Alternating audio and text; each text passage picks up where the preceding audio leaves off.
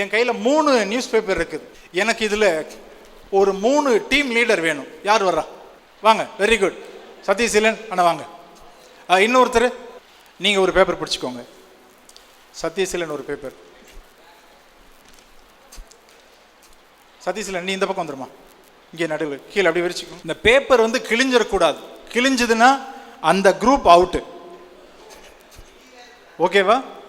என்ன கேம் அப்படின்னா, news paper கீழே விரிச்சிட்டாங்க. இந்த குரூப்பில் அவர் ஏறி நிற்பார். அதை மாதிரி எத்தனை பேர் அந்த பேப்பரில் ஏறி நிற்க முடியுமோ ஏறி நிற்கணும். இவர் கூட அவர் கூட யார் எந்த குரூப்பில் வேணாலும் சேர்ந்துக்கலாம். நல்லா கவனிச்சுக்கோங்க. கால் தரையில் படக்கூடாது. எத்தனை பேர் வேணாலும் ஏறி நிற்கலாம். 15 பேர் ஏறி நிற்கலாம், 20 பேர் ஏறி நிற்கலாம். ஆனால் 3 குரூப்பில் ஒருத்தர் அதிகமாக இருந்தாலும் அவங்க தான் ஃபர்ஸ்ட். புரிஞ்சிருச்சா உங்களுக்கு? சரி, இப்போ வாங்க பார்க்கலாம். டக்கு டக்குன்னு வாங்க வாங்க வாங்க வாங்க. சும்மா வாங்க. நம்ம எல்லாம் நம்ம ஒரு ஃபேமிலி, அவ்வளோதான். பேப்பர் கிழிஞ்சிடக்கூடாது. ஒருத்தருடைய கால் தரையில் படக்கூடாது. எத்தனை பேர் நீங்கள் தோல் மேலே ஏறி நின்னாலும் சரி, இடுப்பில் ஏறி நின்னாலும் சரி, எத்தனை பேர் நீங்கள் ஏறி நிற்கிறீங்களோ இன்னும் வரணும், இன்னும் வரணும். பின்னால் யாரும் உட்காந்துருக்க கூடாது. வாங்க வாங்க வாங்க.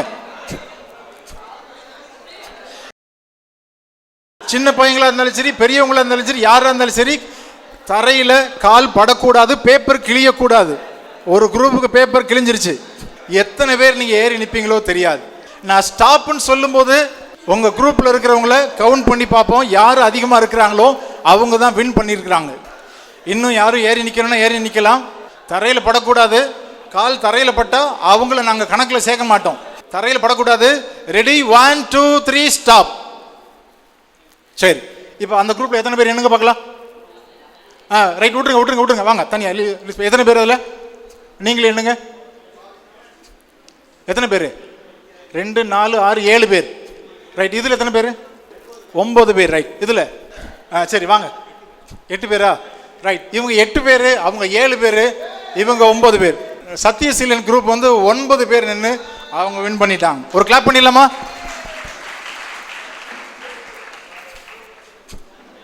என்ன அர்த்தம் நினைக்கிறீங்க?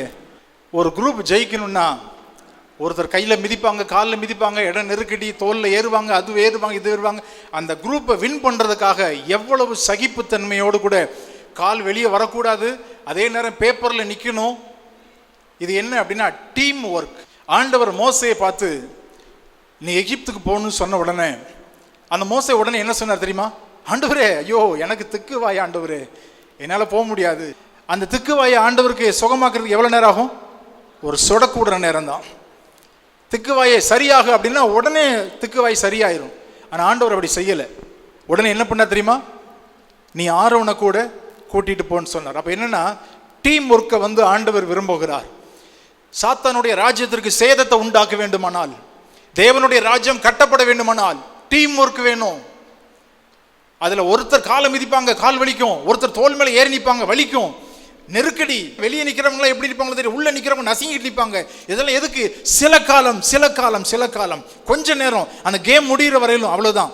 ஆனால் நம்ம சகிப்புத்தன்மையோடு இருந்தோம்ல, அதே மாதிரி தான் தேவனுடைய ராஜ்ய பணிகள் ஊழியம் செய்கிற இந்த கடைசி நாட்களிலே விரும்பி ஆண்டவருக்காக பாட அனுபவிக்கிறவங்க ஆண்டவருக்கு தேவை. தேவனுடைய ராஜ்ய பணி வேக வேகமாய் செய்ய வேண்டுமானால் குழுவாக நாம் முயற்சி செய்ய வேண்டும் என்று வேதம் சொல்லுகிறது. எங்கேயுமே தனி மனித ஊழியத்திற்கு வேதாகமம் என்கரேஜ் பண்ணுவது கிடையாது.